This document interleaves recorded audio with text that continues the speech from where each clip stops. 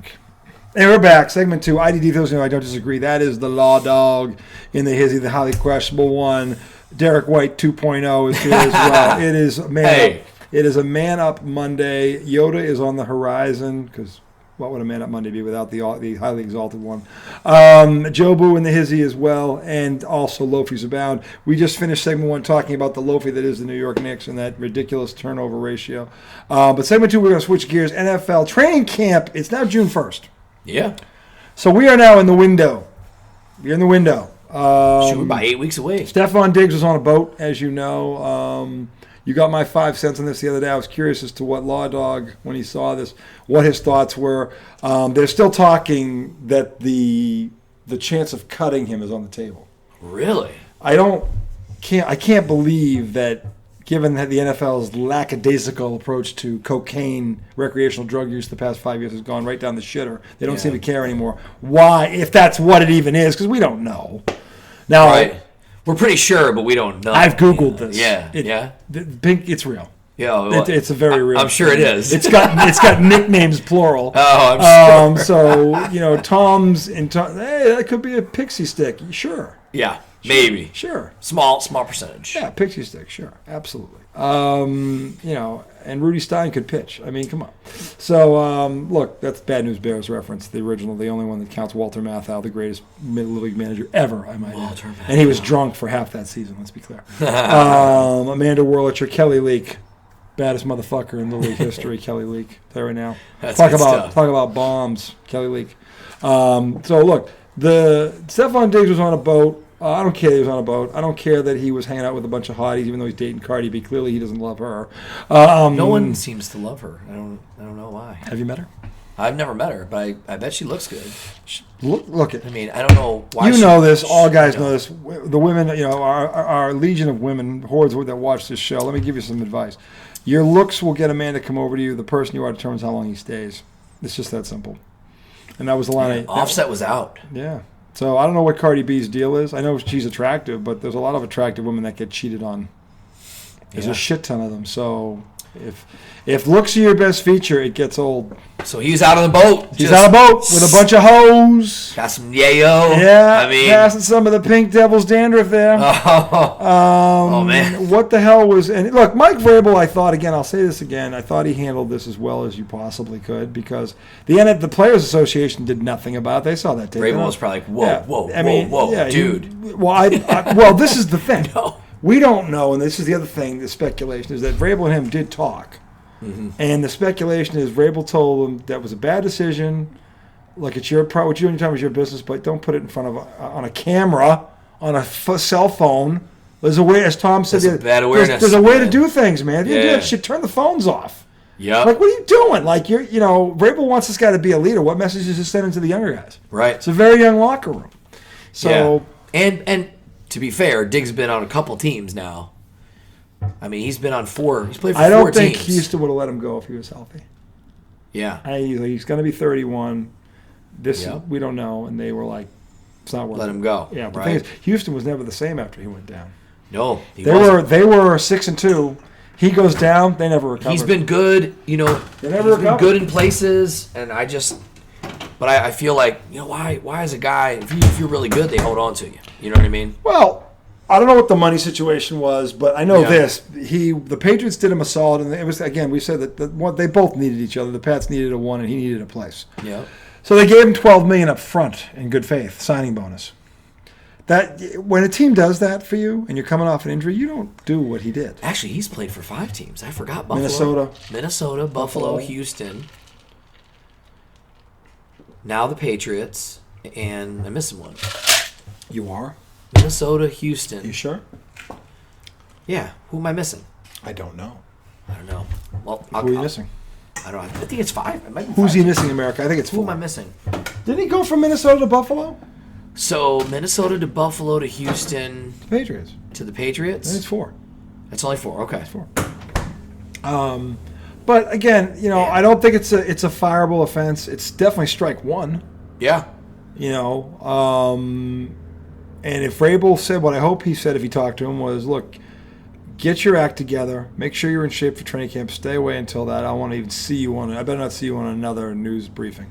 or news update or breaking news again, because you might not get a strike 3 if you do that again. And honestly, if he said that, I'm cool with it. Yeah. Because I don't think it's a fireable offense. The Patriots had a guy busted last year for cocaine in the middle of the season. Nothing happened. The Players Association didn't do it. He got fined. Slap on the wrist. Yep. Recreational drug use, that's your business. I'm not for it, but that's your business. So, especially if it's cocaine. Like I'm not talking about weed. Cocaine's a whole other level of. Yeah, you're getting amped up on that. Yeah, you're flirting with other things there that are mortality rates. That's not it's not a good look when you're coming in again to your fourth team. Off an injury. Clowning. You know what I mean? Like, And look, by all reports, we've seen 4 or 5 videos of his workouts. He looks like he's ahead of schedule this year. Mm-hmm. They're saying he might be ready to go week 1, which would be amazing. So he's worked. If that's all true, okay, fine. This could be a one-off. I don't know. Yep. But there's really no defending it when you look at what the possibilities of that substance, what it could be. Yeah. And that there's 3 girls. It looks like he's shoveling it out. Yeah. It doesn't look good. It doesn't look good. It's not the first thing I'd tell you to do if you're trying to, win me over. Yeah, I don't think that's the way to go. That's not the way. I just gave you 12 man. Let me catch you on a boat sniffing the devil's dandruff, or passing it around to the bitches. No. Anyway, also the Detroit Lions, by the way, are in the. You had a couple of things you wanted to add. Frank Ragnow retired today. Yeah, that's the center. I heard he had turf toe, couldn't stay healthy. How old was he? He's only 29. He was drafted as a first-round draft pick in 18. Damn. So the center's gone, and they draft a kid from Georgia. Is that a big loss? I don't know, but I always feel like anytime you lose that connection with the center and the quarterback, they had one of the best They have one of the best offensive lines in football. Center is usually the cornerstone of a good offensive line. Yep. He might not be the best lineman on the line, but he's a great center because there's no such thing as a good line with a bad center. It doesn't happen. Right. It doesn't happen. You have a bad center, you don't have a good line. So yeah. He was definitely a good center. They drafted a center, you said? Yeah, I cannot think of his name. Kid from Georgia. But he's going to step right in. And, okay. I mean, Georgia. They're looking for it. Yeah. So, I mean, big boy, I'm sure. You know what I mean? SEC. Yeah, SEC. Tested. Battle. Yeah. Tested. Yeah.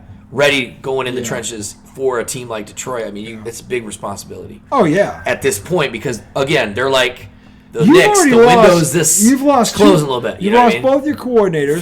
Four coaches. Yeah, I mean, this is, Detroit's got lots of players. Yeah, I mean, you still got the head of the snake there, and you've got a lot of talent. Yeah. And Hutchinson is back. He looks good. Yep. So far, right? Yeah, so far. What I saw, he looks good. Yeah. So, thankfully, I mean, that's a bad way to break your leg.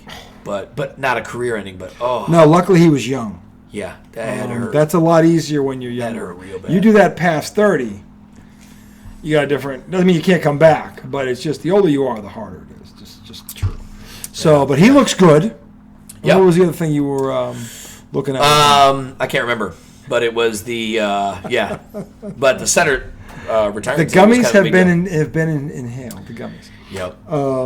No worries. The center retiring. If we think about it, we'll circle back. And I saw something the other day, just back to the Patriots real quick, because they're favored in 11 games this year, favored. And everybody's thinking this is crazy. I'm like, I don't understand how it's crazy when everyone agrees, and they said they have the easiest schedule in the league, number one. Number two, they got a brand new head coach who has been to a conference championship with a guy named Ryan Tannehill. Number three, their defense was already stout, got loaded with they won free agency, everybody says that. They added Stephon Diggs to their offense, drafted the running back from Ohio State, he's a stud. Yeah. And the receiver they got from Washington State, he was fourth in the country in reception yardage and fifth in receptions. Third in touchdowns, rather. He might have a big rookie year. You have him across from Diggs, and you have the the Patriots loaded up. Like, they went from a shit roster to a very they flipped half the roster. Yeah. They flipped half of it. So, and the schedule's the easiest in the league. Why not 10 wins? Yeah. Why not? You tell me 10-7 is impossible? I don't think so. Last year they were 4-13 and they lost 5 games by less than a touchdown. Yeah. They could have been a 9-win team last year and they were horrific. They were horrific. That was probably the worst roster in the NFL. It was them or the Giants. Oh. They were 1 or 1A. And they lost 5 games by under a touchdown. Yeah. With horrific coaching and no weapons. So now you're going to tell me with an easier schedule, they flipped the roster, flipped the coach, they have an offensive coordinator by now who work with a guy named Brady. Yeah, he doesn't know what he's doing. Okay, turned Mac Jones into a Pro Bowler. Oh yeah, this guy's a bum. Like, what are you talking about? Like, they added him. It's like, and you telling me they can't go 10-7? Yeah. I have them at 12-5. People think I'm nuts, but I'm like, their favorite. There's so many variables, but the injuries is the big thing. But everybody gets injured in the NFL. Who the hell? You guys last year were like the Knicks, and you were a mess. Oh, we were a mess. I mean, they went 14-3 and lost half the roster. Yeah. I mean, half the starters, I should say. It was ridiculous. At least on defense, they did. It was ridiculous. It was crazy. And they were 14-3. That last set 15-2. 15-2? I'm sorry, 15-2. And they were banged up like a motherfucker. What are you talking about? If the Pats stay home field, it was and they had a tough schedule. If the Pats stay reasonably healthy, because they're going to have some injuries. Yep, of course. But they have a tit schedule. They've got a quarterback who now has weapons around him. They've got a coach. They already had good running backs. They've upgraded the line. By the way, they drafted a kid from Georgia too, offensive stud lineman who, by the way, in the combine he won every agility drill. And he's 6'4", 340, whatever the fuck he is. He's a monster. And he's a center, too. Like, he plays guard and center. Like, this kid could step right in and start. Man. And then they got the left tackle from LSU, who's 6'6", 330, but we're talking about 3/8 of an inch on his arms. Yeah. Who the fuck cares about... Do you even know what 3/8 of an inch is? I'll give you a hint. It's like, see that right there? Yeah, you can't see it. It's like that. That there is going to make him a failure in the NFL. Oh, yeah. When in 4 years as a starter in the SEC, the NFL D-League, that's people looking for excuses. He gave up 2 sacks. Yeah. He was, by the way, you ever heard of Jaden Daniels? Yeah. Yeah, what'd you think of him? He's pretty good. Yeah, pretty good. He was his left tackle. Yeah. Yeah, they won a national championship together. What the fuck are you talking about? Yeah. What the fuck are you talking about?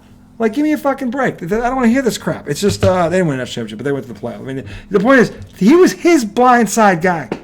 You can't tell me he can't protect Drake May. Right. I mean, give me a fucking break. 10 wins is well within the realm of possibility, and I'm being overly optimistic going 12 because I haven't seen him have a draft like this since 2010. Yeah. When they got some guy named Gronkowski. Yep. Yeah, he was pretty good. He's pretty decent. Not bad, solid. Yeah. Solid. Real solid. Balanced. Fundamental. Yeah. So I mean, hey man, we're gonna take a break. We're gonna come back segment 3. We're gonna find Yoda. Let's find him. And by the way, we don't know what segment 3 is going to be. It's all a surprise. Coming right up. Tom!